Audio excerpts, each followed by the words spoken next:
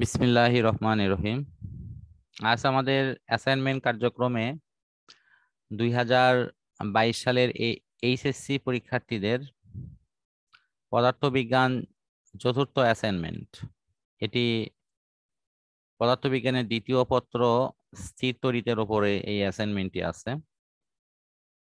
তো শিক্ষার্থী বন্ধুরা, তোমরা আগে প্রথমে দেখো যে এই অ্যাসাইনমেন্টের মূল যে শিরোনাম সেটিতে কি দেয়া আছে। তো শিরোনামে আমরা দেখতে পাচ্ছি যে ধারকের ধারকত্ব ও সঞ্চিত শক্তি সম্পর্কিত সমস্যা নিয়ে আলোচনা। এটি হলো এই অ্যাসাইনমেন্টের মূল প্রতিপাদ্য অপশন, যেখানে শিখন ফলে উল্লেখ করা আছে যে সে ধারকের ধারকত্ব ব্যাখ্যা করতে পারবে, ধারকত্ব কি পরিমাণ শক্তি ধারণ করে সেটি সে জানতে পারবে। তো আমরা আগে প্রথমে এই অ্যাসাইনমেন্টের উপর একটি ধারণা নেওয়ার চেষ্টা করি যে সেটিতে প্রশ্নতে আসলে আমাদের কি বলা হয়েছে। ক নম্বর প্রশ্নে আমরা দেখতে পাচ্ছি যে একটি সমান্তরাল পাত ধারকের ক্ষেত্রে ধারকের দুই প্রান্ত ভি তড়িৎ চালক বিশিষ্ট একটি ব্যাটারির সাথে এগুলো কিন্তু যুক্ত করা আছে। এই যে ব্যাটারির সাথে যে যুক্ত করা আছে, এই লাগানো অংশটি ধারক সি এর সাথে প্রতিটি পাতের ক্ষেত্রফল এক্ষেত্রে আমরা নিজেরাও জানি যে ধারককে যদি স্থাপন করা হয় তাহলে প্রত্যেকটি পাতের কিন্তু একটি ক্ষেত্রফল থাকে। তারপর সেই ক্ষেত্রফলকে এ অক্ষর দ্বারা প্রকাশ করা হয়, ধারকত্বকে সি দ্বারা প্রকাশ করা হয়, যেটি এখানে উল্লেখ করা আছে। এখন প্রশ্ন হলো যে ওই ধারকে কি পরিমাণ চার্জ জমবে, তার সূত্রটি কেমন হবে। তো এই প্রশ্নটির আমাদের আনসার খুঁজতে হবে। তাহলে আমরা এই চার্জ কতটুকু জমবে এই আনসারটি এখানে খুঁজব। আমাদের রুব্রিক্সে কি দেওয়া আছে, মূল্যায়ন নির্দেশনাতে যে নির্দেশনাটি উল্লেখ থাকবে আমাদের অ্যান্সারটি কিন্তু সেই নির্দেশনা অনুসারেই হতে হবে। তো এখানে 2 নম্বর দেওয়া আছে। এই 2 নম্বর পাওয়ার জন্য আমাদের শুধুমাত্র এখানকার নির্দেশনা অনুসারে প্রয়োজনীয় তথ্য, গাণিতিক সূত্র সহ মান নির্ণয় করতে হবে। গাণিতিক সূত্র সহ মান নির্ণয়। এখানে বলা হচ্ছে যে শুধু যদি গাণিতিক সূত্রটি দেওয়া হয় অথবা ধারণাটা শুধু উপস্থাপন করা হয়, এই দুটের যে কোনো একটা করা হলে আমরা 1 নম্বর পাবো, কিন্তু যদি আমাদের ফুলফিল সূত্র সহ দেওয়া হয় তাহলে 2 নম্বর। এখন এখানে একটি প্রশ্ন আছে যে আমাদের যদি আমরা অঙ্ক অনুসারে মান বসাতে চাই তাহলে আমাদের কিন্তু একটি মান এখানে থাকা দরকার। এখানে কিন্তু মানটি নেই। এখানে মান না থাকার অর্থ কি? মান না থাকার অর্থ হচ্ছে আমাদের সূত্রটিকে যথাযথভাবে উপস্থাপন করে সেটিকে দেখাতে হবে। তো আমরা এরপর দেখবো যে নমুনা অ্যান্সার শিটটি নিয়ে আমি কথা বলবো। তো অ্যান্সার শিটে যাওয়ার আগে আমার একটি বিশেষ পরামর্শ হলো এটি যে আমরা কোনো ক্রমেই অ্যান্সার শিটটিকে কপি হিসেবে নিয়ে সেটিকে হুবহু অ্যাসাইনমেন্টে ব্যবহার করা জন্য কিন্তু এটি উপস্থাপন করা হচ্ছে না। এটি শুধুমাত্র এই প্রশ্নটি ভালোভাবে বোঝার জন্য এটি দেখানো হচ্ছে। সুতরাং এটি নমুনা অ্যান্সার শিট, এর অর্থ হচ্ছে এটি একটা উত্তরের নমুনা কপি, এটি সার্বিক কপি নয়।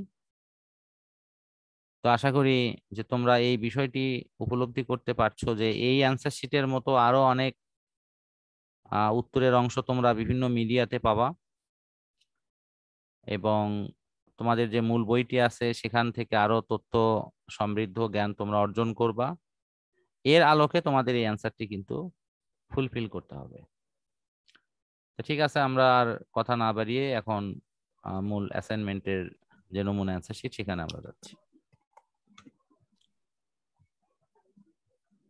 এখানে আমরা একটি ধারকের ছবি দেখতে পাচ্ছি, এটি হলো সমান্তরাল পাত ধারক। এই সমান্তরাল পাত ধারকে একটিতে পজিটিভ চার্জ দেয়া আছে এম পাতে, তা আবেশ প্রক্রিয়াতে এন পাতে কিন্তু অটোমেটিক্যালি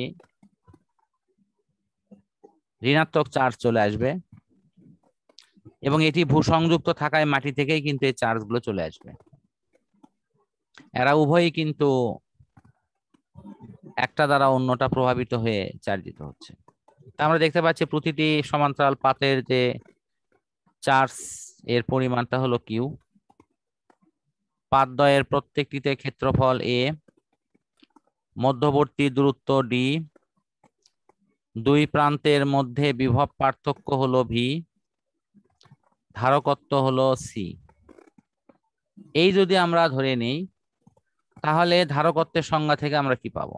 ধারকত্বের সংজ্ঞাটা হলো এরকম, যে কোনো পরিবাহীর বিভব যদি 1 একক বৃদ্ধি করি, তাহলে এটি যে পরিমাণ চার্জের প্রয়োজন হয় সেটি হলো ওর ধারকত্ব। তো আমরা এই আঙ্গিকে এখানে একটু লেখার চেষ্টা করি, যে কোনো একটি পরিবাহী পদার্থ বা এমনি যদি আমরা একটা গোলক আকৃতির পদার্থও নেই, এই পদার্থটির বিভব ভি পরিমাণ বাড়ানোর জন্য কিউ পরিমাণ চার্জের প্রয়োজন হয়। তাহলে একক কুলম্ব এর জন্য প্রয়োজন হবে হলো কিউ ভাগ ভি। সংজ্ঞা অনুসারে এটি হলো সির মান, চার্জ ক্যাপাসিটি, অর্থাৎ ধারকের ধারকত্ব। সেখান থেকে লেখা হয়েছে বজ্র গুণ করে Q is equal to CV. আমার মনে হয় এইটুকু ক্লিয়ার। ঠিক আছে। জি স্যার। এখন এই যে Q is equal to CV মানটা একটু সমীকরণ আকারে লেখা থাক, কারণ এটি আরো অন্যান্য জায়গায় ব্যবহার করা হবে। এরপরে তড়িৎ প্রাবল্যর থিম এখানে ইউজ করা হয়েছে চার্জের তলমাত্রিক ঘনত্বের সাপেক্ষে। তলমাত্রিক ঘনত্বকে এপসাইলন নট দ্বারা ভাগ করা হলে আমরা এখানে তড়িৎ প্রাবল্য পাই। তড়িৎ প্রাবল্য সংজ্ঞাটা কি হবে? যে একক ধনাত্মক চার্জ তড়িৎ ক্ষেত্রের কোনো বিন্দুতে রাখলে এটি যে বল অনুভব করে সেটি হলো তড়িৎ প্রাবল্য। এখন প্রশ্ন হলো যে এখানে যে ইকুয়েশনটি আমরা পাচ্ছি, তো এখন তলমাত্রিক ঘনত্বর সংজ্ঞাটা আমরা দিই। তলমাত্রিক ঘনত্বের সংজ্ঞাটা কি? তলমাত্রিক ঘনত্বের সংজ্ঞা হলো কোনো চার্জিত পৃষ্ঠের একক ক্ষেত্রফলে যে পরিমাণ চার্জ থাকে। একক ক্ষেত্রফলে যে পরিমাণ চার্জ থাকে, এর অর্থ হলো যে এখানে যদি আমি মনে করি যে এটা এটা এটা পুরো একটা গোলক, তার পৃষ্ঠে প্রচুর চার্জ আছে, তাহলে কি হবে? তাহলে আমরা বলতে পারি যে এই যে গোলকের ক্ষেত্রফল যদি এ ধরি, তাহলে এই ক্ষেত্রে চার্জ আছে হলো কিউ পরিমাণ। তাহলে একক ক্ষেত্রে চার্জ থাকবে হলো তোমার কিউ ভাগ এ পরিমাণ। তাহলে একক ক্ষেত্রে যে চার্জ থাকবে সেটি হলো চার্জের তলমাত্রিক ঘনত্ব। তো আশা করি এই বিষয়টি ইনশাল্লাহ পরিপূর্ণ বুঝতে পারছো। জি স্যার। আচ্ছা, এই যে তলমাত্রিক ঘনত্ব এর মান, এটি কিন্তু আমরা সমীকরণ 3 লিখলাম। তাহলে আগেরটা প্রথমটা হলো সমীকরণ 1, এটি হলো, এটি 2, এটি হলো 3। এই যে তিনটা সমীকরণ হলো, এর মধ্যে 2 এবং 3কে সমন্বয় করা হলো। কারণটা কি? কারণটা হলো এখানে ইর সাথে সম্পর্ক হলো তোমার এই সিগমা এবং হলো এপসাইলন নটের, ঠিক এখানে ওই মানগুলো নেই, কিন্তু মানগুলো বসায় দেওয়া হয়েছে। তো ঠিক এই যে এখানে সমন্বয় করে, অর্থাৎ এই যে 2 এবং 3 এই দুটো সমন্বয় করে আমাদের নিচে কিন্তু মান নিয়ে আসা হয়েছে। তো সেই মানের আলোকে আমরা একটু দেখি এখানে ক্যালকুলেশন গুলোর যে মূল কাঠামো সেটি কিভাবে ঠিক রাখা হয়েছে। E is equal to এই যে সিগমার মান কিউ ভাগে বসে দেওয়া হচ্ছে, বসে দেওয়ার পর এটি নর্মাল ইকুয়েশনে কিউ ভাগ হলো এ এপসাইলন নট, এই অপশনটা এখানে আসবে। এখানে লেখা হচ্ছে Q is equal to V ভাগ ডি। এই ইকুয়েশনটা কি? এটা হলো প্রাবল্য ইজ ইকুয়াল টু বিভব ভাগ দূরত্ব। এই সূত্রটি আমাদের জানা আছে। আমরা জানি যে কাজ ক্ষমতা শক্তি, এই অধ্যায়টাতে আমরা নিজেরা শিখেছি যে কাজ সমান বল গুণন হলো সরণ। আমরা এটা শিখেছি। তো কাজ মানে কি? এখানে একক ধনাত্মক চার্জ তড়িৎ ক্ষেত্রের কোনো বিন্দুতে আনতে যে পরিমাণ কাজ হয় সেটিকে বিভব বলা হয়। বিভব মানি তাহলে ওখানকার কাজ, তাহলে এখানকার কাজকে আমরা বিভব দিয়ে প্রকাশ করতে পারি। এখানে বল মানে হলো প্রাবল্য, অর্থাৎ প্রাবল্য বলকে আমরা ই দ্বারা প্রকাশ করি, আর সরণ হলো আমাদের আর দ্বারা প্রকাশ করা হয়। তাহলে বল গুণন সরণ সমান হলো ভি। এইটাই হলো এখানকার ইকুয়েশনের মূল ভিউ, এই যে এই জায়গাতে এখানে যেটা দেয়া আছে। তো আশা করি এটা বুঝতে পারছো যে এখান থেকে কিন্তু আমরা এই ভি ইজ ইকুয়াল টু ই গুণন আর এটা লিখতে পারি। ক্লিয়ার এটা? জি স্যার। তাহলে আমরা এখানে বিভবকে কিন্তু কাজের সাথে কম্পেয়ার করছি, কারণ বিভবের সংজ্ঞাটা তুমি যদি পড়ো যে একক ধনাত্মক চার্জকে তড়িৎ ক্ষেত্রের কোনো বিন্দুতে আনতে যে পরিমাণ কাজ হয় বা যে পরিমাণ কাজ করা হয় সেই পরিমাণ কাজটাই হলো ওই বিন্দুর বিভব, সেই পরিমাণ জি কাজ। সুতরাং কাজ আর বিভব কিন্তু এখানে সেম, এই জন্যই কিন্তু ইকুয়েশনটা মিলছে। এখন এইটা কার সাথে মিলবে? এই ইর সাথে এই তোমার মিলবে হলো 4 নম্বর ইকুয়েশন এটা। আর এখানে তো একটা হয়ে থাকলো 5। এখন এই যে 4 এবং 5 এই দুটোকে কম্পেয়ার করা হলো। কম্পেয়ার করলে যথারীতি এখানে ইজ ইকুয়াল টু যে মান সেটা লেখা আছে, এই পাশে ইজ ইকুয়াল টু, অর্থাৎ ইজ ইকুয়াল টু দুটো মান আছে, সেই দুটো মানই এখানে লেখা আছে। তো এই মানগুলো লিখে এখান থেকে কিউ এর মান বের করে ক্যালকুলেশন। তা আমার মনে হয় যে এই ছোট ছোট এই ক্যালকুলেশন গুলো তুমি পারবা। এই যে এই অংশটা গোল করে দিচ্ছি, এই অংশটা, তো এটি পারবা কি না? জি স্যার পারবো। জাস্ট ক্যালকুলেশন করা, কারণ এখানে যেহেতু তোমার মান নাই, শুধু আমাদের কিন্তু ক্যালকুলেশন করে রেজাল্টটা এনে দিতে হবে। এবং এটাই কিন্তু এই যেখানে যেটা বের হলো সেটাই কিন্তু এখানে লেখা আছে। এখানে কে সহ লেখা হলো কেন?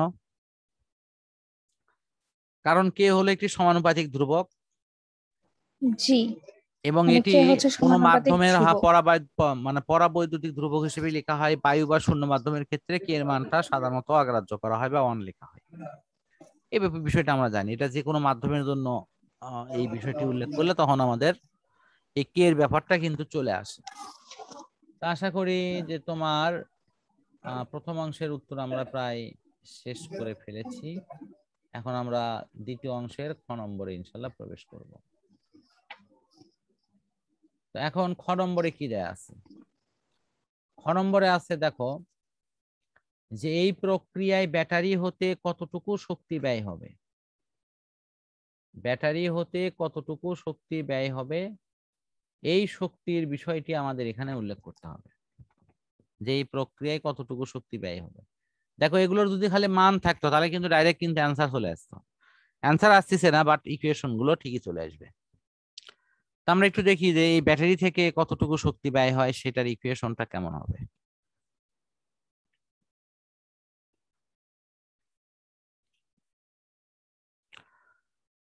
তো এখন এখানে দেখা যাক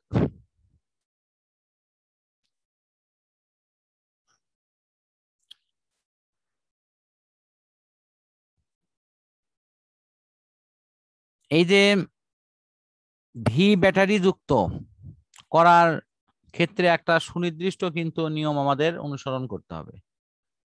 অর্থাৎ ব্যাটারিকে যুক্ত করার সময় একটা নির্দিষ্ট ধারক সেখানে যাতে ফুলফিল চার্জিত হতে পারে, সেই চার্জিত করার বিষয়টি কিন্তু আগে নিশ্চিত করতে হবে। তো পরিপূর্ণ চার্জিত হবে এরকম একটা অপশন করে নেয়ার পর ধারকের দুই প্রান্তের যদি আমরা এই ব্যাটারিটা পুরো অপশনটা সেটিং করে নিতে পারি, তাহলে কি হবে, ওই ব্যাটারির দুই প্রান্তের বিভব পার্থক্য আর ধারকের দুই প্রান্তের বিভব পার্থক্য সেম হবে। আমি এটা একটু ছবিতে দেখাই। সমান হবে। হ্যাঁ হ্যাঁ, একটু জি স্যার। ছবিতে দেখাই, ছবিটা হলে বেশি ভালো হবে। সেটি হলো যে তোমার এটা হলো ব্যাটারি, ব্যাটারির একটা প্লাস প্রান্ত আর একটা মাইনাস প্রান্ত। তো প্লাস প্রান্তে এটা হলো প্লাস প্রান্ত, এটা মাইনাস প্রান্ত। এখন যদি এখানে ধারক আমরা সংযুক্ত করে দেই, দুটি ধারক লাগিয়ে দিলাম, এটা একটা ধারক, এটা একটা ধারক, সমান্তরাল ধারকের মতো হয়ে থাকলো। তাহলে এখানে কি ঘটবে, এখানে ঘটবে যেটা সেটা হলো এই মাইনাস চার্জ এখানে জমা হবে আর এখানকার প্লাস চার্জ এখানে জমা হবে। তো এই জায়গাতে ভোল্টেজ যদি 2 ভোল্ট হয়, তাহলে এই একই ভোল্টেজ তো তোমার এই জায়গা থেকে এখানেও আসবে, 2 ভোল্টই তো হবে। জি। এখানকার ভোল্ট যদি 20 হয়, তাহলে এখানকার ভোল্টও কি হবে, 20 হবে। 20 হবে, কারণ এর মাঝখানে তো আর কিছু নাই, মাঝখানে তো কোনো কিছু ব্যবহার হচ্ছে না। তো এই কথাটি কিন্তু এখানে জি বলা স্যার। হয়েছে। কারণ প্রশ্নটা যদি ক্লিয়ার না হয় অ্যান্সারটা তখন জটিল হবে। তো ঠিক আছে, আমার মনে হয় আমরা অ্যান্সারটার ফুলফিল অংশে প্রবেশ করি। সেটি হলো, তো এক পাত থেকে অপর পাতে যখন ধনাত্মক আধান নেওয়া হবে তখন ব্যাটারি কিন্তু শক্তি ব্যয় হবে। তো ব্যাটারি যে পরিমাণ শক্তি ব্যয় করবে সেই শক্তি থেকে আমরা দেখব যে ওই ধারকের ক্ষেত্রে বিভবটা কত হয়। তো আমরা শক্তি দেখতে গেলে শক্তির ইকুয়েশন কিন্তু এটা দেখো, ভি ইজ ইকুয়াল টু ই গুণন ডি। কেন, একটু আগে কিন্তু আমি দেখালাম কাজ কাজ সমান বল গুণন সরণ। এখানে কাজ মানে হলো বিভব ভি, বল মানে হলো প্রাবল্য ই, আর সরণ মানে হলো কি ডি, মানে কতটুকু সে সরে গেছে। জি। তো সেই ইকুয়েশনটাই এখানে লেখা হয়েছে, যেটার ফলাফল আসছে এত, এবং এটা ক নম্বর অপশন থেকে এটা লিঙ্গেস টানা হয়েছে। তো করে আমরা সেখান থেকে এই যে এই মানটা যদি এখানে লিখি তাহলে ভি ইজ ইকুয়াল টু এই মান আসে, ব্যাস। তাহলে ভি ইকুয়েশন বের হলে আমাদের খ নম্বরটি শেষ হবে। আমরা একটু রুব্রিক্সের দিকে যদি তাকাই তাহলেও আমাদের এই ধারণাটা আরো স্পষ্ট হবে ইনশাল্লাহ। কারণ রুব্রিক্সে তুমি খ নম্বরে যদি দেখো, তো তাহলে দেখা যাবে কি,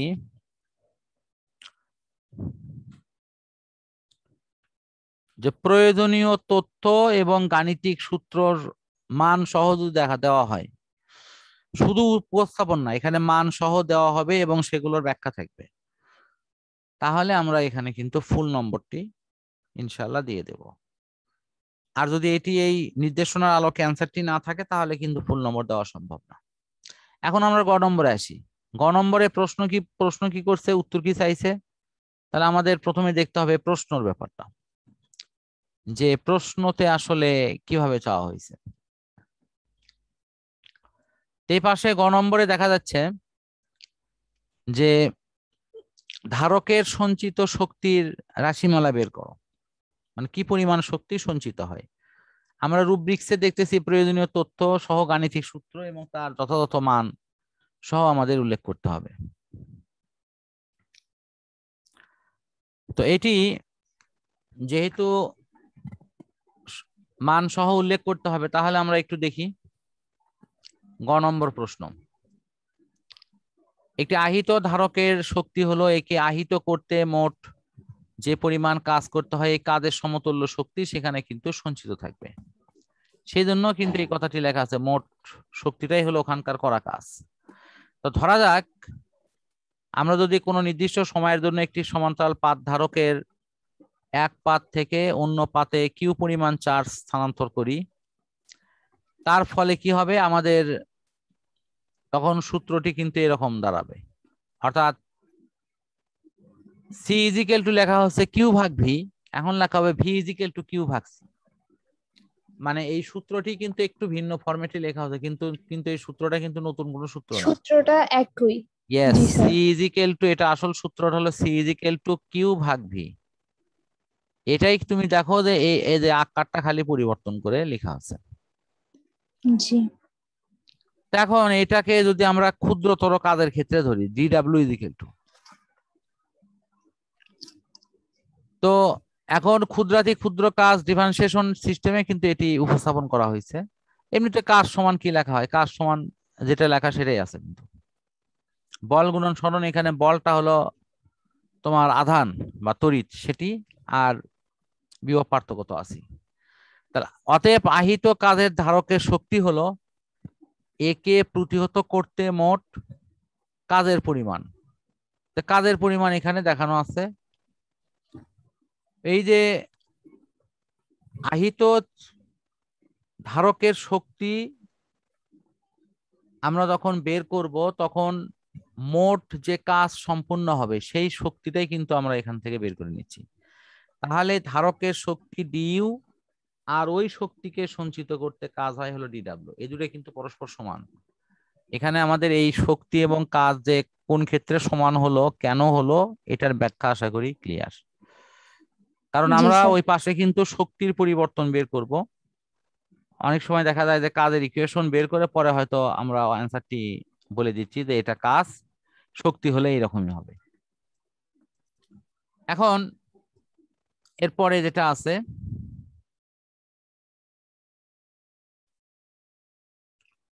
যে আহিত ধারকের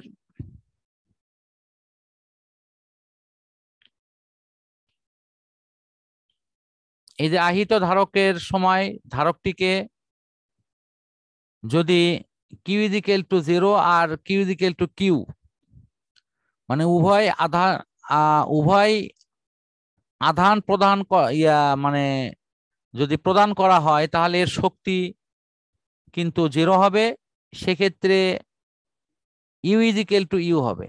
এর অর্থ কি? এর অর্থ হচ্ছে যে এই যে শক্তিটা 0 থেকে ইউ পর্যন্ত, আর এখানকার চার্জ হলো তোমার 0 থেকে কিউ পর্যন্ত, এটিকে নিয়ে আমরা টোটাল অংশটার ইন্টিগ্রেশন করব। ইন্টিগ্রেশন করা হলে তখন কিন্তু আমাদের এখানে এর প্রয়োজনীয় যে মান সেটি কিন্তু ইন্টিগ্রেশনের যে মূল নিয়ম সেটি ধরেই বের হবে। এই মূল নিয়মটা কিন্তু এরকম ছিল, আমি একটু দেখাচ্ছি সাইড নোটে, যে আমরা যদি এক্স কে যদি ইন্টিগ্রেশন করি ডিএক্স এরকম করি, তাহলে ইন্টিগ্রেশনের ফলাফল কি হবে, এক্স স্কোয়ার ভাগ হলো কত, এরকম। তাহলে এই ইন্টিগ্রেশন করা হলে ইন্টিগ্রেশনের ক্ষেত্রে আমাদের এই এক্স স্কোয়ার ভাগ 2 তার সাথে কিন্তু একটি আমাদের ধ্রুবক নিয়ে আসতে হয়। তো এখানে আমাদের নির্দিষ্ট ইন্টিগ্রেশনের ক্ষেত্রে ধ্রুবক আমাদের ইউজ করার প্রয়োজন পড়ে না, এখানে আমরা শুধু সূত্রের যে কিউ স্কোয়ার ভাগ 2 সেটি কিন্তু লেখা হচ্ছে। তো লেখার পর এখানে ইন্টিগ্রেশনের মান বসিয়ে দেওয়া হয়েছে, মানটা হবে তোমার কত, কিউ থেকে 0। তো যখনই কোনো মান বসিয়ে দেওয়া হয় এরকম যে এই মানটা হলো কিউ থেকে 0 অথবা ভি থেকে 0, তখন আমাদের মনেই করতে হবে যে পরের মান যেহেতু 0 তার মানে আগের মানটাই হবে মূল মান, এবং এখানেও কিন্তু তাই হয়েছে। এগুলো বিয়োগ করে তার ফলাফল যা লেখা সেটাই লেখা হচ্ছে, এবং সার্বিক ক্যালকুলেশনে এসে এই সির সাথে কিন্তু সি স্কোয়ার কেটে গিয়ে আমাদের রেজাল্টটা হয়েছে হলো হাফ সিভি স্কোয়ার। এই যে হাফ সিভি স্কোয়ার আছে এগুলোকে ভেঙে নেওয়া যেতে পারে, এই যে সিভি স্কোয়ার ভি ভি ভেঙে নেওয়া হলো, এই এই যে কিউ ইজিক্যাল টু সিভি, তাহলে কিউ ইজিক্যাল টু সিভি সেই মানগুলো এখানে প্রতিস্থাপন করে দিলে তখন আমরা যে ইকুয়েশন গুলো পাচ্ছি, ইকুয়েশন পাচ্ছি এটা একটা, এটা একটা, এই যে লাস্ট একটা, এই তিনটা ইকুয়েশনই কিন্তু আমাদের এই ধারকের সঞ্চিত সঞ্চিত মান। শক্তির রাশিমালা বা মান আকারে আমাদের কাছে উপস্থাপন। আমরা এখন যেটাই লিখি সেই আকারেই হবে। তাহলে আমাদের ধারকের মানটি বের হলো। ইন্টিগ্রেশনের এই নিয়মগুলো তো তোমার মনে আছে আশা করি। জি স্যার। আচ্ছা, ওকে। এখন এরপরে দেখব হলো তোমার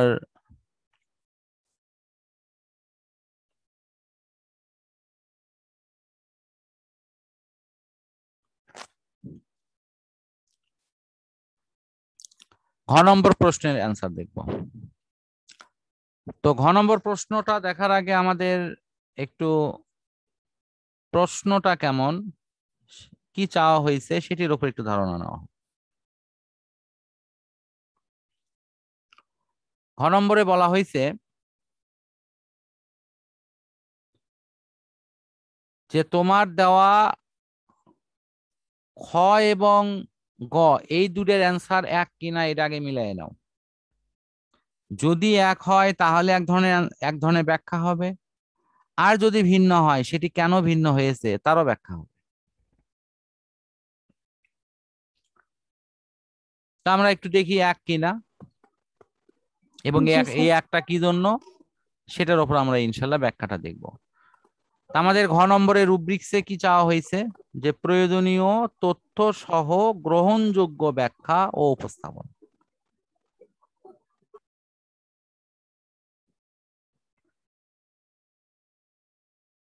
এখন খ এবং গ এই দুটা ভিন্ন হবার জন্য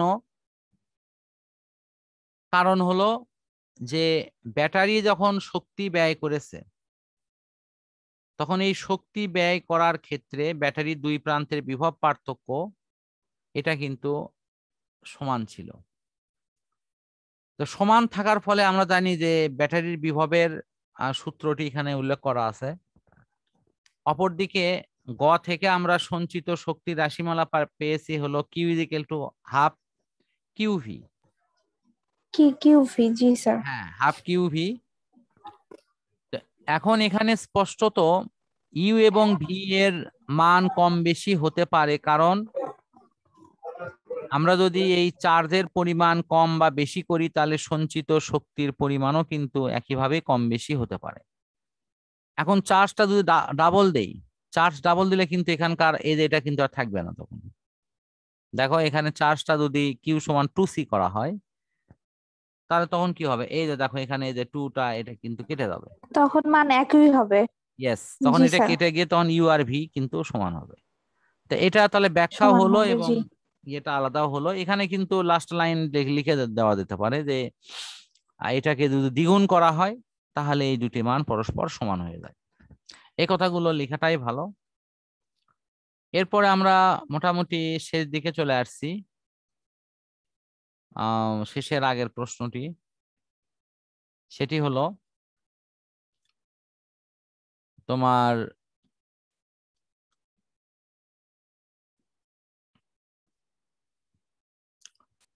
নম্বর প্রশ্ন। কি বলা হয়েছে, চার্জিত হওয়ার পর ধারকটিকে ব্যাটারি বিযুক্ত করা হলো এবং পাতদ্বয়ের মাঝখানের দূরত্বকেও দ্বিগুণ করে দেওয়া হলো। ধারকটির ধারকত্বের কোন অবস্থায় বিভব পার্থক্যটা কি রকম হবে, কেন হবে ইত্যাদির ব্যাখ্যা। তাহলে আমরা এখানে এই রুব্রিক্সে দেখি এটি কি বলা হয়েছে, যে বিভব পার্থক্যর পরিমাপ করার ক্ষেত্রে আমাদের যে ধারণাগত বিষয়গুলো এখানে উপস্থাপন করতে হবে সেটা কিন্তু আমাদের এখানে দেওয়া হয়েছে। একই কথাই লেখা হয়েছে যে প্রয়োজনীয় সূত্র সহ যথাযথ ভাবে উপস্থাপন করতে হবে এবং এটি দেখাতে হবে। এই যে প্রয়োজনীয় গাণিতিক সূত্রের মান নির্ণয় করে কিন্তু এটি সুস্পষ্টভাবে উল্লেখ করে দেখাতে হবে। তা আমরা একটু দেখি যে এর নমুনা অ্যান্সার শিটটির ধরন কেমন। তো ওম নম্বরের ক্ষেত্রে আমরা দেখতে পাচ্ছি যে ব্যাটারি বিযুক্ত করলেও কি হবে না, ধারকের বিভব পার্থক্য ভি এটা থেকেই যাবে, কিছু মানে ইয়ে থাকবেই। কারণ ধারকটি কিন্তু, ধারক মানে কি, সে চার্জ ধারণ করে আছে, সে চার্জটা কিন্তু ছেড়ে দেয়নি। তা আমরা খ নম্বর থেকে ভির একটা ইকুয়েশন কিন্তু করেছিলাম, জি স্যার। এটা ভির ইকুয়েশন। এবার আগে করা হচ্ছে কি, চার্জকে দ্বিগুণ করা হয়েছে, এবার করা হলো কি, দূরত্বকে দ্বিগুণ করা হলো। তাহলে দূরত্বকে দ্বিগুণ করা হলে বাকি সবই কিন্তু সেম আসে, দেখো এখানে ওইগুলোর কোনো পরিবর্তন হয়নি, একই আছে। তো একই যদি থাকে তাহলে সে অবস্থায় আমরা চার্জের পরিমাণটা কিউ ধরে নেই। তাহলে এই ক্ষেত্রে পরিবর্তিত যে সূত্র, সেই বিভব পার্থক্যের সূত্র এখানে আমি লিখেছি। এক্ষেত্রে তোমার সমীকরণ 2 এবং 1 এই দুটোর মধ্যে সমন্বয় করে নিয়ে আসা হচ্ছে। সমন্বয় করা মানে একটা আর একটাকে ভাগ করা। ভাগ করলে তখন দেখা যাবে 2 নম্বর সমীকরণের মান দ্বারা 1 নম্বর সমীকরণকে ভাগ করা হচ্ছে, সরাসরি ভাগ। ভাগ করে শুধু ক্যালকুলেশন করা। ক্যালকুলেশনে আমরা এখানে দেখতে পাচ্ছি যে যদি কাটাকাটি করি তাহলে কি দাঁড়াবে, এখানে দেখো এই নরমালি কে কে কেটে যাবে, ল্যামডা ল্যামডা কেটে যাবে,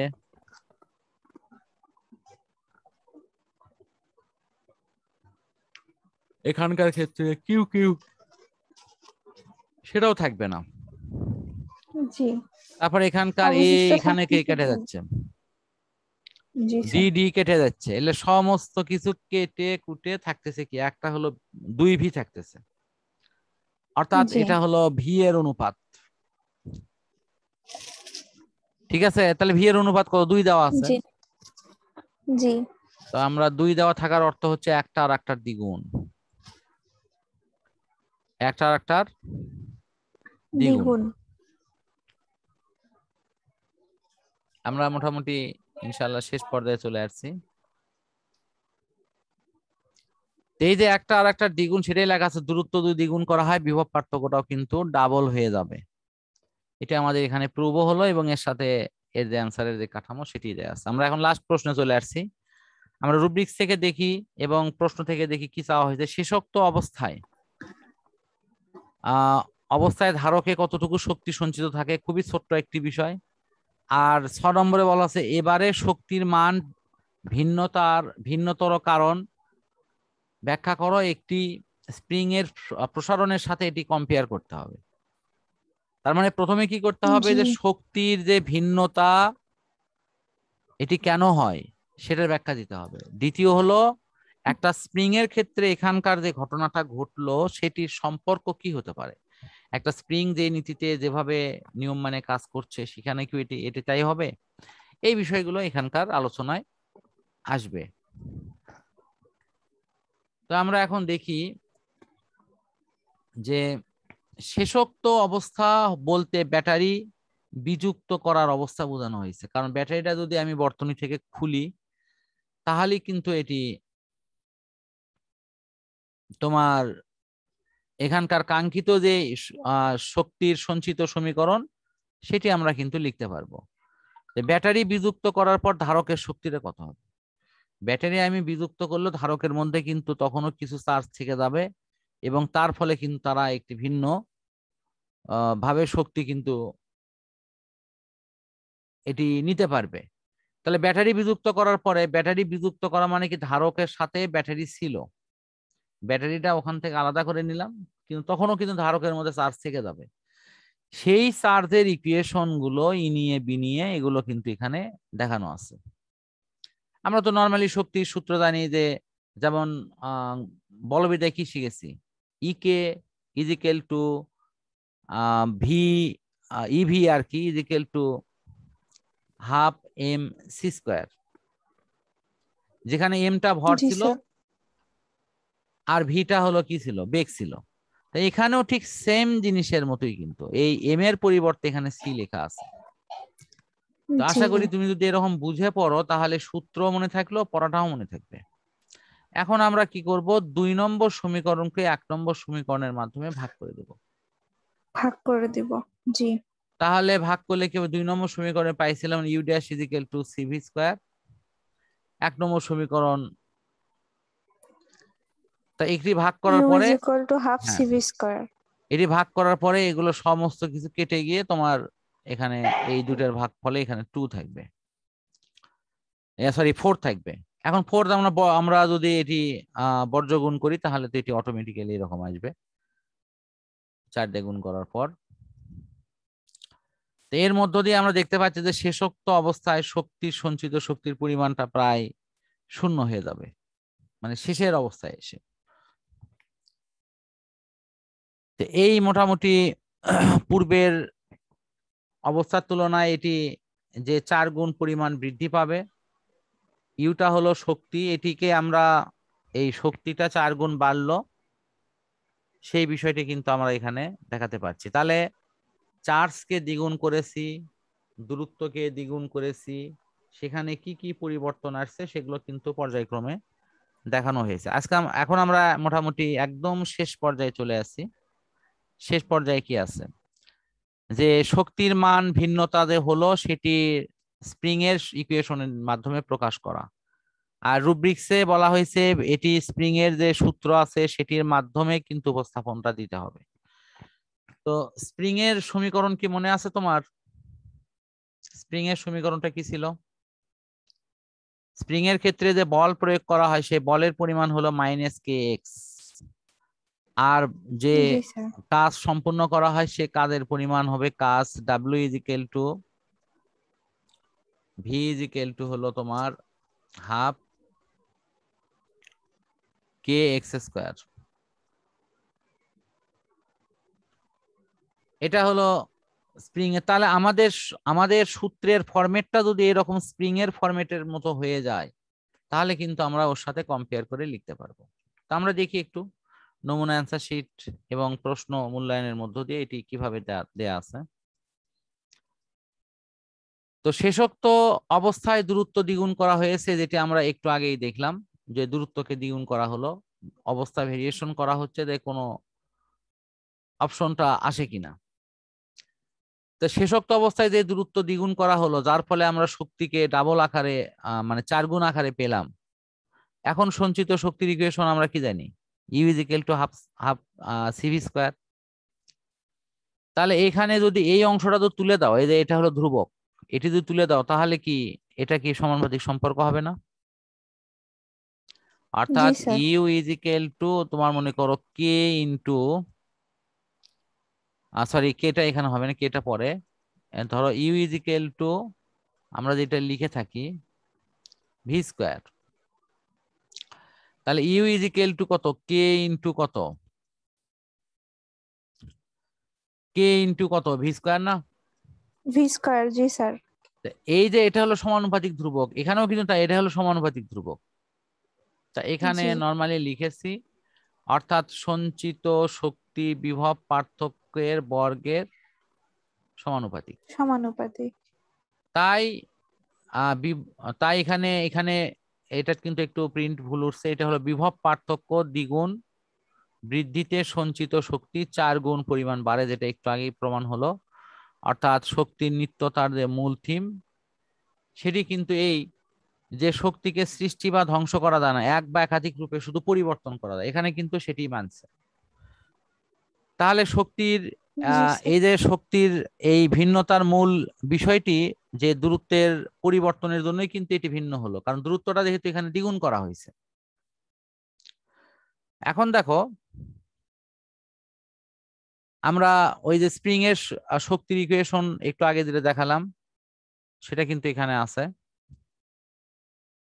যে স্প্রিং এর ক্ষেত্রে শক্তির মান হলো হাফ কে এক্স স্কোয়ার, যেখান থেকে হাফ কে তুলে দিলে আসবে হলো E S is equal to, আর মানে ভেরিজিয়াস হলো এক্স স্কোয়ার। এটা কি দেখো তো এটার সাথে মিলে না? সেম না এটা? জি স্যার। এটা সেম আগেরও, এটারও কিন্তু তোমার এই যে হাফ সি ছিল কি ধ্রুবক, জি।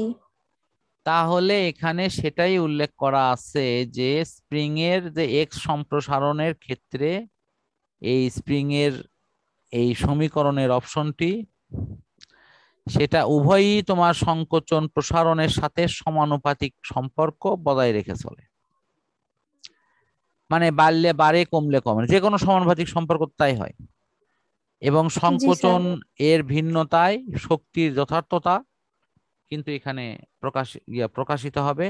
তো অনুরূপভাবে আমরা এটা বলতেই পারি অনায়াসে যে আমাদের দূরত্ব বা বিভবের ভিন্নতার কারণে ধারকের সঞ্চিত শক্তির যে ভিন্নতা সেটি দেখা যায়। উভয় ক্ষেত্রে এটি কিন্তু সাদৃশ্যপূর্ণ হবে। সাদৃশ্যপূর্ণ মানে কি? একই রকম। একই রকম, জি। তো এই যে পরিবর্তনগুলো নিয়েই মূলত এখানকার আলোচনা, এবং এখানে তোমার লাস্টের যে ব্যাখ্যা চাওয়া হয়েছে সেটিতেও কিন্তু লাস্ট বক্তব্য এটাই যে আমরা এটি কিভাবে সলভ করব।